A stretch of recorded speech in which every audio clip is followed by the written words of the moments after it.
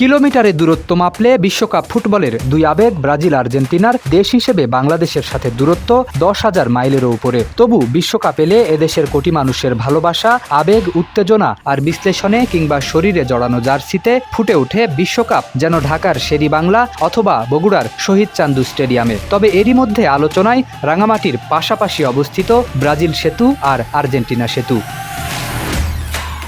রাঙামাটি সদরের আসামবস্তি এলাকায় পাশাপাশি অবস্থান দুই সেতুর। একটির নাম ব্রাজিল সেতু, অপরটির নাম আর্জেন্টিনা সেতু। সেতু দুইটির মাঝে দূরত্ব 100 মিটারেরও কম। তবে ফুটবল আবেগে দুটি সেতু যেন দুটি ভিন্ন জগতের প্রতিনিধিত্ব করে। একদিকে হলুদ সবুজ রঙের আধিপত্য, অন্যদিকে আকাশি সাদা।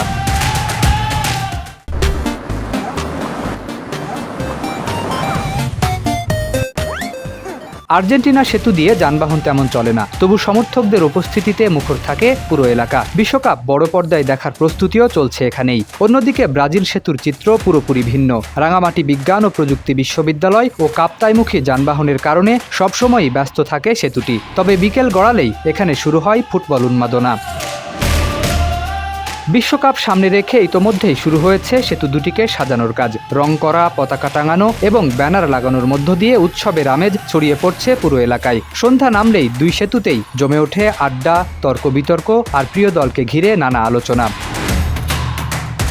স্থানীয়দের ভাষ্য, বিশ্বকাপ এলেই রাঙামাটির এই ব্রাজিল সেতু কিংবা আর্জেন্টিনা সেতু শুধু যাতায়াতের মাধ্যমে নয়, বরং ফুটবল প্রেম, সমর্থন আর আবেগের প্রতীক হয়ে ওঠে। হলুদ সবুজ আর আকাশি সাদা রঙে ভাগ হয়ে যায় পুরো এলাকা। বিশ্বকাপের মাঠ থেকে হাজার হাজার মাইল দূরে হলেও রাঙামাটির এই সেতু যেন প্রমাণ করে ফুটবলের প্রতি বাংলাদেশের মানুষের ভালোবাসা কতটা গভীর।